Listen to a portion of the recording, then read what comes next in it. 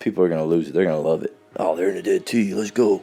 Notre Dame old school football. These guys are absolutely killing it, crushing it. This we're going to look at Ohio State, Notre Dame. Both sides of the ball, their offenses, their defenses, and some interesting places that took place in this game. Before we start, if you like and subscribe, and then scroll down the description, find some merch if you're willing to help the channel. Anything you buy from OutflipsDesigns.com is very helpful. But we'll dive right in. The very first play right here from Ohio State is just an old curl flat. So you got a spot, you got a flat, you got a curl, you got a curl here, you got a check swing right here from the back. And all it is for the quarterback is you're going spot, curl, flat. So right here, as you're looking at it, this is a really good route versus off safeties, or if they roll to a cover 3. Right here, this looks like these safeties are playing quite a bit off, almost like a cover 2. And as you see right here, the number 3 receiver just goes right to the spot. And this backer that should be guarding him just absolutely drops out. So good job here by the quarterback, just understanding spot, curl, flat. So take your spot anytime there's not a defender guarding it. If he would have stayed low, now you're working a curl flat either side. I'm not real sure what they're looking for right there, if they just knew that this guy was going to drop and not guard right there. But anyway, spot, curl, flat right here. This is on a 3rd and 6. So right there, easy throw and catch directly with the ball. That's a throw that anybody could probably make. Making an easy one there for Kyle McCord early in the game.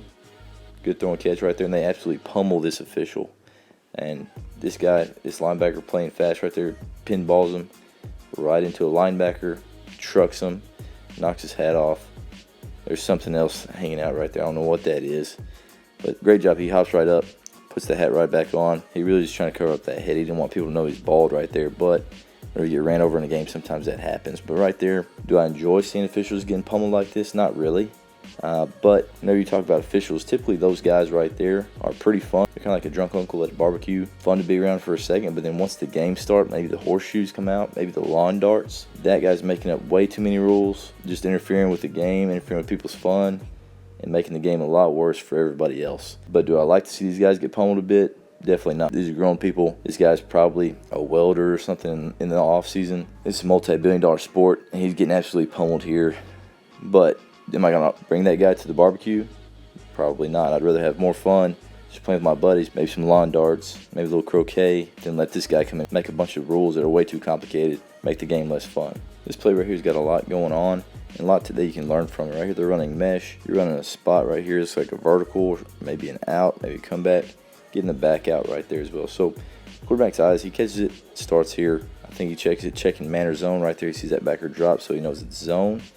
He's getting off of it. Now he's looking back, make sure that somebody guards right there. Outside backer drops to it. So now he's going to get down underneath to these meshes. Now he's got that sit route right there over the ball. And right here, 4. If you're looking at this mesh, these guys are reading man or zone as soon as they take off. So once he takes off, he realizes that guy's dropping. It's not man. And as he's running across, he's looking for man or zone there as well. And he's looking, he sees this linebacker right here widening with that running back. And what he knows right there, once he crosses 5 right there on the mesh, he knows if he feels like he's in space right there, curl it up, it's zone coverage. He sets it down, he throttles down. He doesn't want to run into this linebacker right here if he's zoning it off. So right there, he curls it up. Easy throw and catch right there. Getting vertical. This is on 2nd and 11. Tons of space right there. Reason being there's so much space with him sitting down is once he kept pressing this vertical on this wheel, this linebacker turns and runs with him. So right there, instead of zoning that off and kind of sitting here in the flats and waiting for that receiver and letting the corner take that running back, he chases. So right there, takes the check down, gets vertical, playing fast right there, turns just an easy, I mean, if you think about this, that guy's sitting there stationary on about a 10-yard throw, easy throw and catch there, getting vertical, turn it into an explosive play against a really good defense. Really good read there by the receiver, really good read by the quarterback and understanding the zone coverage, send it down, and then getting the ball in space. Here's a route that we got a whole video on from Joe Brady back in 2019 with the LSU Tigers. That was a long time ago, but still an effective route. Right here, they've got 3 receivers into the boundary. They got a tight end there. Release him to the flats. You've got a corner. So right there, you've got a smash to the right. Then what you have over here is you got a dig there by the tight end, running an under right here, late square in by the outside receiver. So as this ball snapped, you're looking to this smash. All right, who's guarding the out? If we can throw the out, throw the out. The out is guarded there by the backer that's extending. So right here now you're going to look for 2. So it goes 1, 2. This corner right here, probably a non-factor. If this corner would have came down and played, now I'm probably going over the top right there with the corner. But the guy guarding the out is this backer. And if you're looking at this on film, this backer is overplaying that out. So be ready for that thing to come back in with some sort of an angle route. But right there, who guards the out? That backer guards it. So now let's get to the under. So right there, Hartman's eyes are here. Now he's finding 2. Find that under. That backer's chasing pretty hard. So now find 3, that dig, tight window. But right there, good throw and catch. Awesome catch here by the tight end. Throws one big paw out there. He's able to get it in right there. Never even brings the other hand to it. Makes it play. And right here, if you're looking, there's your late square in. If you wouldn't have liked this space right here to the tight end, check that thing down to the late square in right here. And take your completion, make him tackle. So again, good progression. Got to his 3rd look and was able to throw an accurate ball. Great catch there by tight end. Right here on this look, pretty obvious that Notre Dame's bringing 6. Playing man on the outside. Right here, as far as Ohio State's protection, they're leaving 6 in. So you should be able to pick up everybody if everything works out and sorts out perfectly. Of course, you got to win your one-on-ones as well. And right here, center gets beat on his one-on-one. The guy's slanting away. So that's creating a little bit of pressure right there for Notre Dame. Still able to get this ball out, though, into space. Right here, Notre Dame, though, as you see, whenever he feels like he's blocked, he's going to start releasing. All right, so you do have a guy dropping into this window, especially to the side that McCord's looking. But right here, with this rub route, this slant, able to fit it into that window before this D lineman drops. And what we were looking for right here is just a little bit of a rub. Obviously, man-to-man. Outside release on this fade. You want to get a rub right here, natural rub. He slows this, squares him up, and then sticks it to the slant. So is this a block? Obviously, he's fading. He wants this defender here, this corner, just to hesitate for just a half a second. And that's all that happens right there. You see him just kind of avoid. He kind of dips that shoulder and just doesn't run as soon as he sees that slant because he has just that little bit of traffic, that little bit of a rub. Does he really hit him? No, but he has to change his route right there, kind of dipping that shoulder and kind of slowing down for just a count right there, and that creates that space. So right there, accurate ball, good strong ball right there on his body, on his hip, and he's able to fall forward right there, get that first down. Just a little nuances right there, just that little bit of hesitation that this rub made, even though he didn't really hit him, is what created that space for that first down for Ohio State.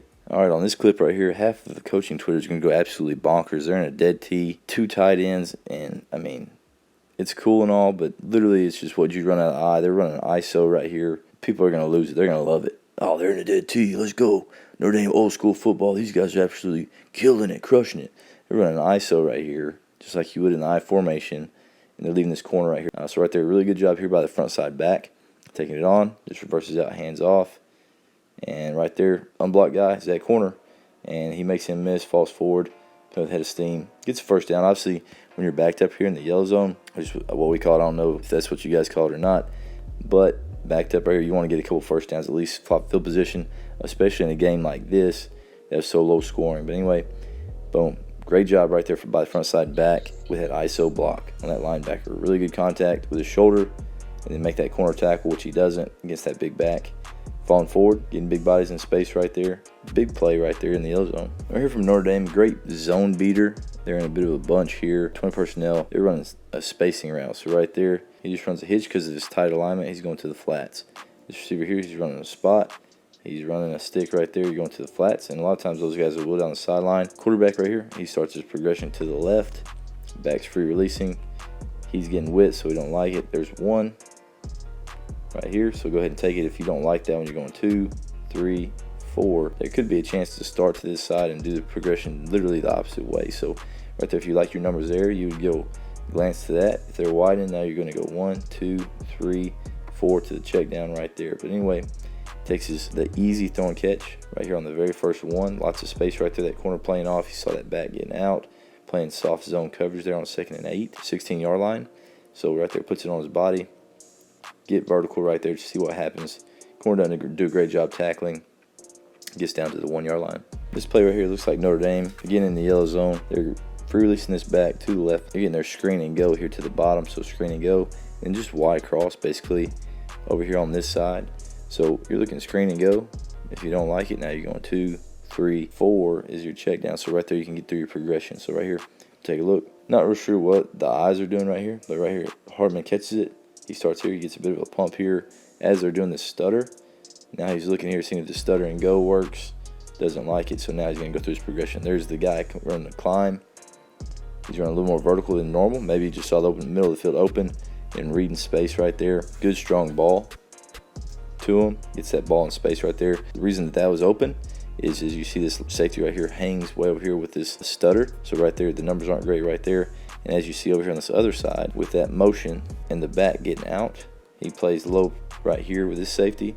So there's really no safety other than this guy back deep. And you got this corner kind of mid-pointing right there. His eyes are inside, but with that inside release, he's never going to be able to get there for that vertical down the middle of the field. So right there, Hartman, good throw. Takes advantage of that coverage, which I'm not real sure what they were looking for right there. Maybe that guy was supposed to roll over, but saw that stutter.